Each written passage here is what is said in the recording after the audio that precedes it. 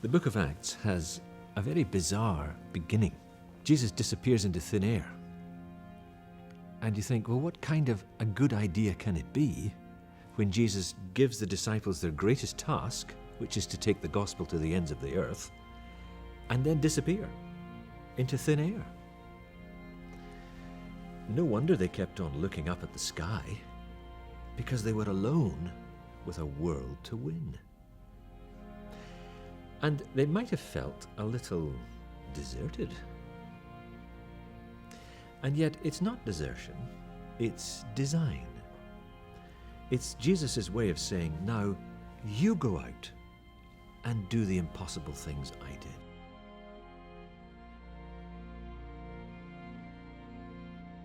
I saw this at work through a Christian lady in China I once met. We called her Auntie Mabel, and she was a doctor in Beijing, very well known for her bright Christian witness. But when the communists came to power in 1949, everything changed for her. She was evicted from her large house, and she was forced to live in her garden shed. And because she was well known as a Christian, she was targeted. She was stripped of her doctor's post, and she shoveled sand in a work gang. That's what they asked her to do. And then when the Cultural Revolution got going, the teenagers, the Red Guards, were given power over her, and they came to her, they beat her up, they paraded her in the streets, and they put this large sign outside her house saying no one must speak to her because she has distributed Bibles. And that's not allowed in the new China. That's anti-Mao. And so she was shunned. No one would talk to her.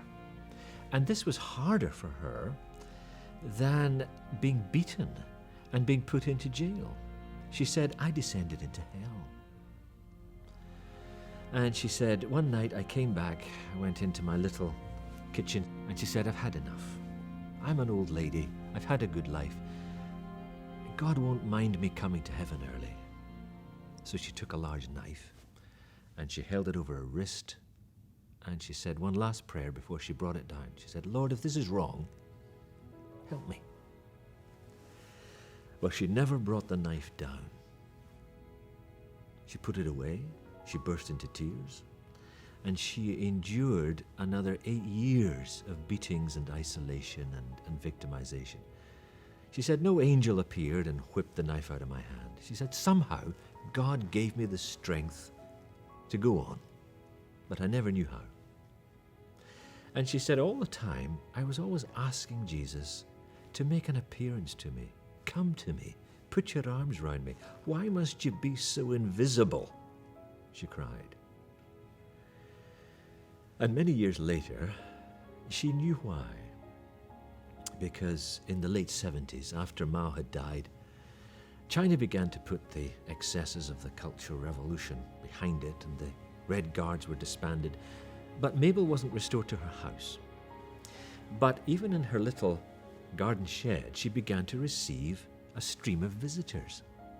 And many of these visitors were very high-ranking members of the Communist Party. She recognized their faces from the newspaper.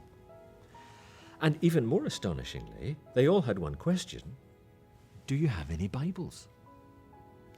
And she was saying, oh, why are you coming to me out of all the people in Beijing? Why'd you come to my house? And they would say, well, we remember during the Cultural Revolution, there was a large sign outside your house that contained all your crimes. And one of them said that you were guilty of distributing Bibles. I'm just here on the off chance that you might have some left. And so that sign that caused her such misery launched her ministry. It had kept people away from her during the Cultural Revolution, but after she had endured, it drew them. And Mabel was able to contact Open Doors. We smuggled Bibles to her, and she became the first distributor of scriptures in China's capital again. She was a vital supplier. And even today, there are high-ranking members of the Communist Party who owe their faith to her endurance. And she said, well, it's been nice to know why. It helps my faith. But she said, it was hard. Every day was hard. And she said, I never seemed to get that prayer answered of, Lord, Please appear for me. But she said, I see that this was for the best, because she said if Jesus had come to me, I wouldn't have done the impossible. He would have overshadowed me. He would have controlled me. But in not being there, he was giving me the space to do the impossible through his power. That's not desertion, she said. It's generosity. You will receive power, he said, after I'm gone up to heaven. That's what he said to the disciples. So the cloud that hides him from our sight is not a disaster. It's design.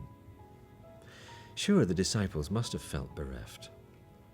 But Jesus is really saying, I'll send the Spirit, and we will do all these things together, through each of you, in a new and beautiful way.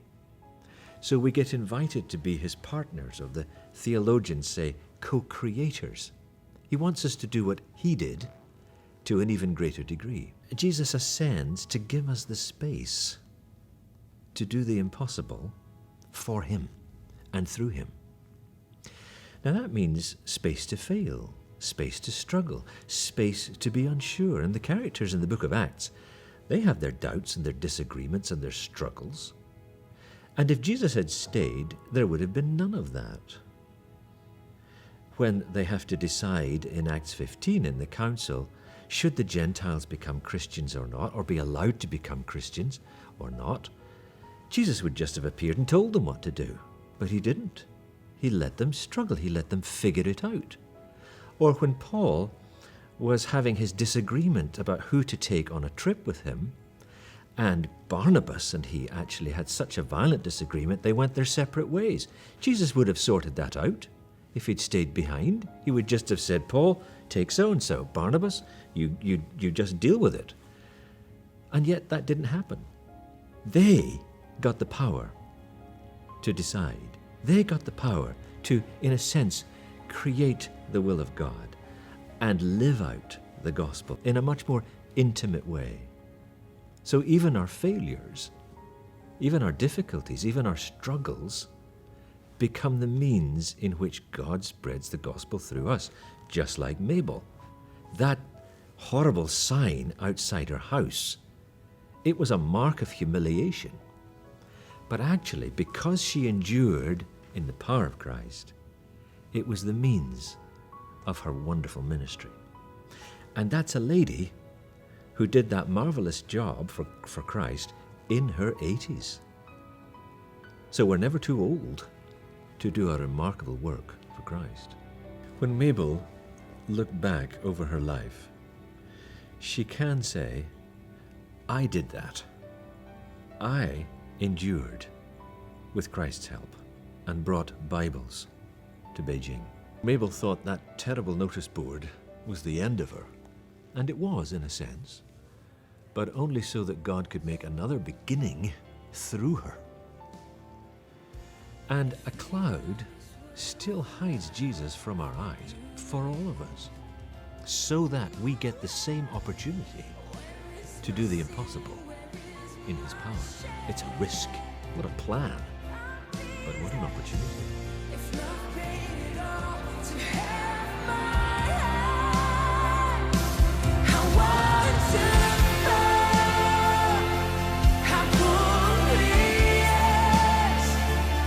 I say